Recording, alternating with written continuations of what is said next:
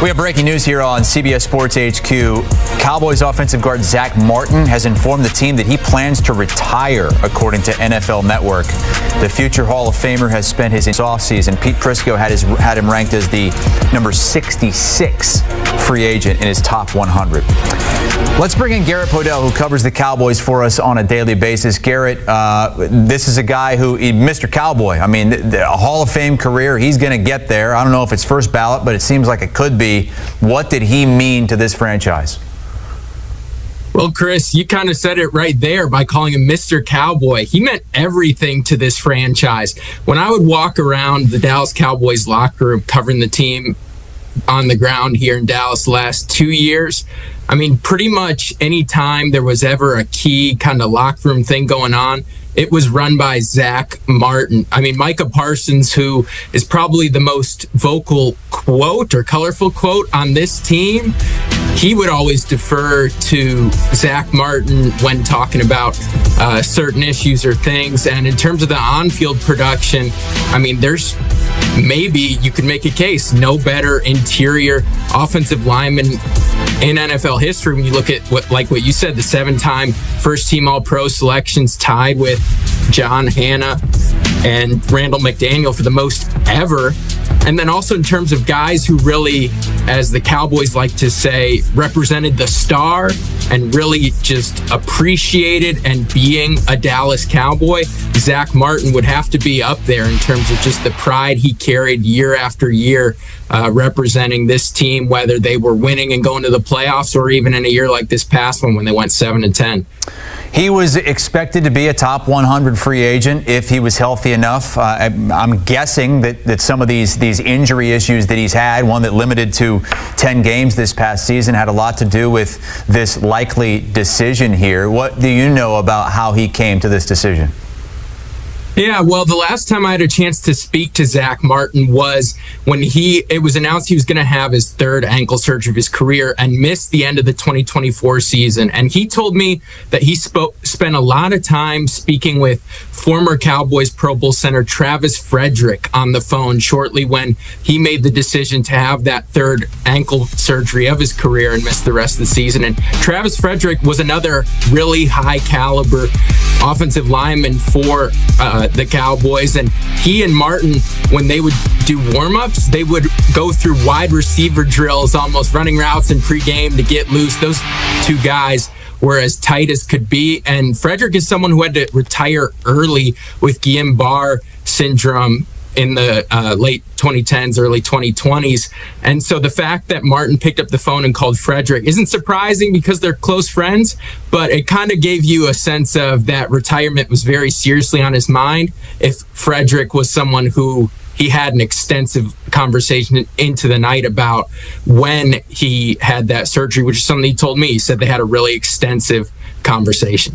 It's the start of a new era for the Cowboys. Brian Schottenheimer taking over. I know there's a lot of work that needs to be done to get this franchise to the level that they want to be at. What kind of a hole, though, is Martin going to leave in the middle of that line?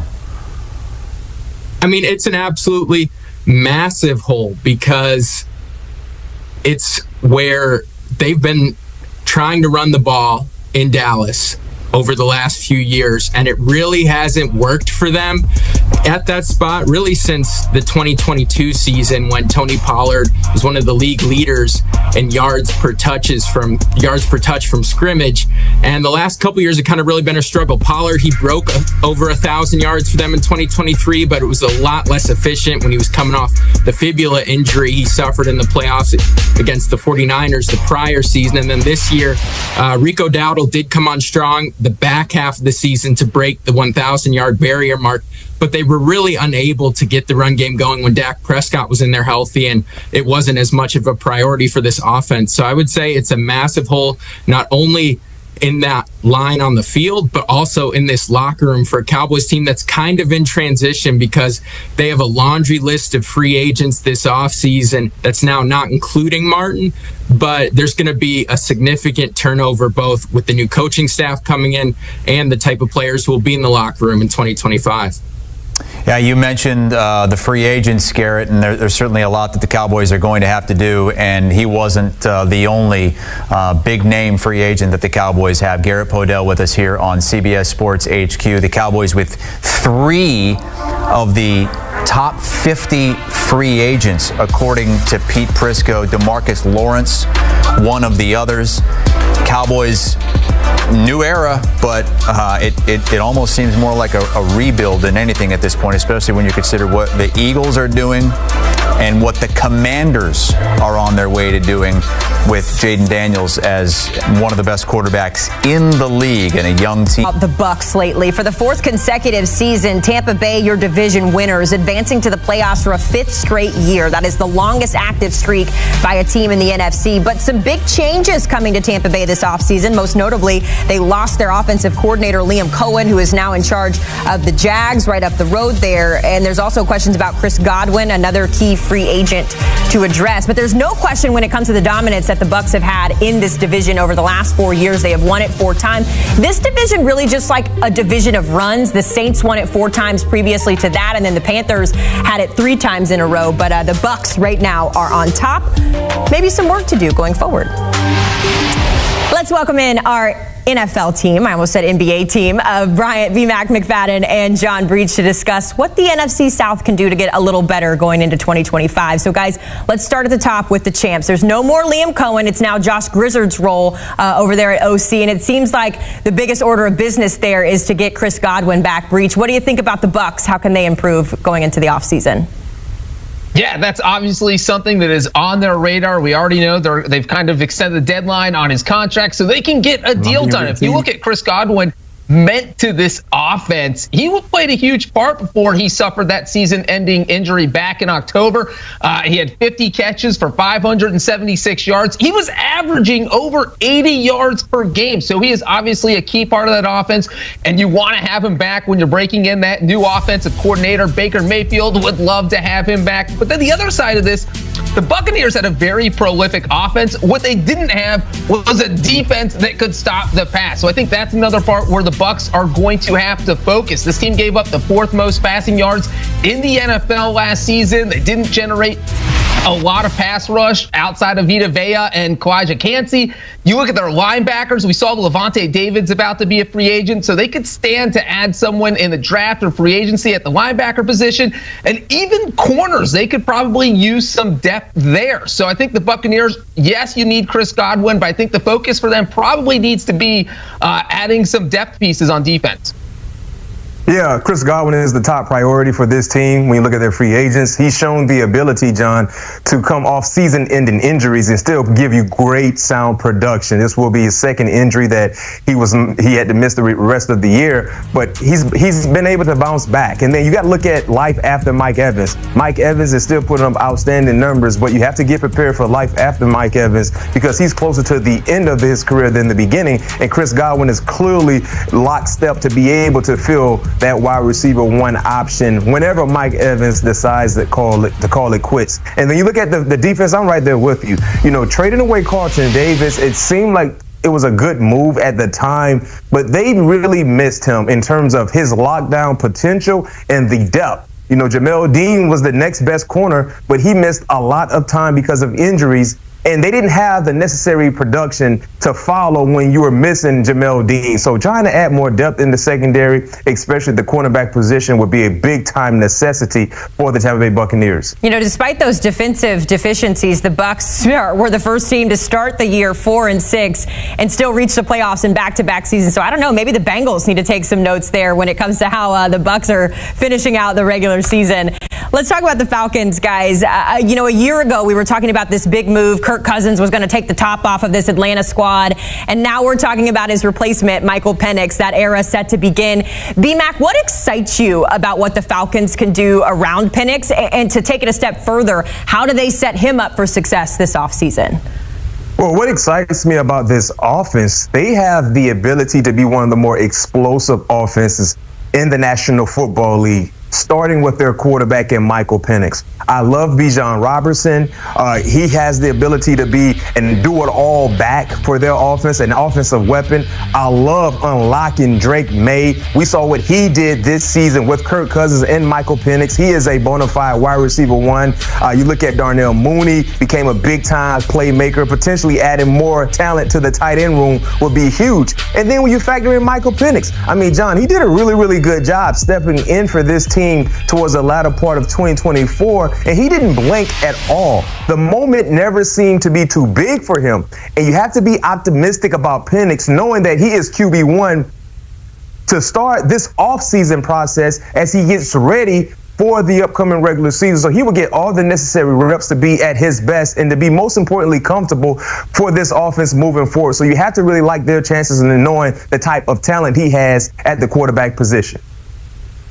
Yeah, and B-Mac is absolutely right. You love the talent that the Falcons have around Michael Penix, with Drake London, Bijan Robinson, Kyle Pitts. So the offense is pretty stacked. They'll have to worry a little bit about the center position because Drew Dahlman's set to be a free agent. So that's a hole you're going to have to fill. Let's not forget, sometimes the best offense is a good defense. If you don't want Michael Penix being forced to go out there and win shootouts every week next season, you really have to fortify that defense. So the Falcons are going to have to make some moves during free agency, especially at pass. They need to add a pass rusher. This team had just 31 sacks last season. That was the second fewest in the NFL. We see Matt Judon. He's going to be a free agent. They have defensive tackles Grady Jarrett, David Onyemata. Both those guys are over 30, so they're getting up there in age. They're both expensive. Maybe one or both of them become cap casualties. You look in the secondary, they probably could stand to add some cornerback depth. So I think as much as they're going to want to help Michael Penix, they're really going to need to focus on the defense. And one problem for the Falcons is they don't have a ton of money. So it's not like they can go on a huge spending spree in free agency. They're going to have to make smart moves, and they're also going to have to make smart draft picks because that's how you add players without spending a lot of money. Well, I think Michael Penix was one of the biggest surprises of the draft when he was taken for the Falcons, and it paid off. 8th most passing yards in the NFL from week 16 to 18 as a starter. So if you like the Falcons offense, I think the Dallas Cowboys are on the verge of making a blockbuster move this offseason. Could they land T. Higgins in free agency? This high-stakes gamble could define the Cowboys' future in the NFL, and we're breaking it all down. But first, make sure to hit that like button, subscribe, and let us know in the comments, should Dallas go all in on T. Higgins or look elsewhere? Let's talk about it. As the Cowboys enter the 2025 offseason, the pressure is mounting. With 25 players set to hit free agency, Dallas is facing significant roster challenges, especially at wide receiver. While CD Lamb remains the unquestioned WR1, the team lacks a true WR2, and that's where T. Higgins comes into play. T. Higgins is one of the most coveted wide receivers on the market, and he could be the missing piece in the Cowboys' offense.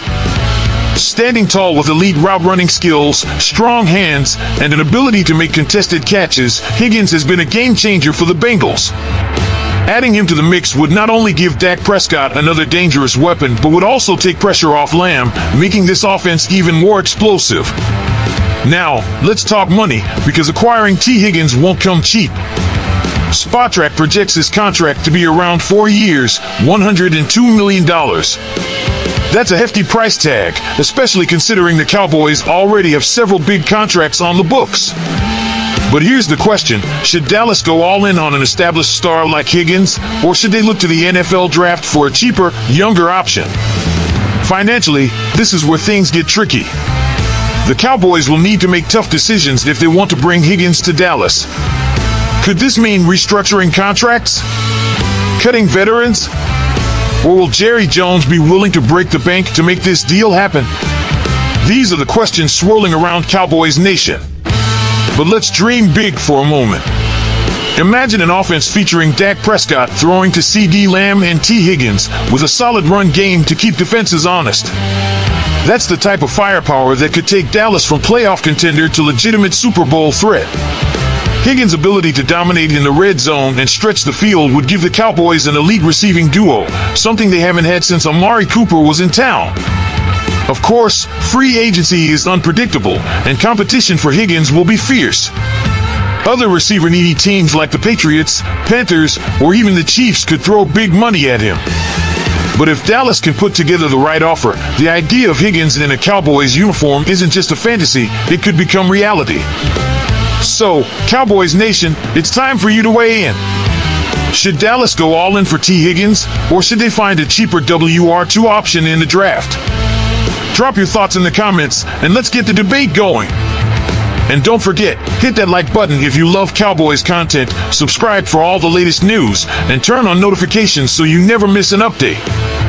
Thanks for watching, and we'll see you in the next one. Stay tuned for more Cowboys updates, and until next time, go Cowboys!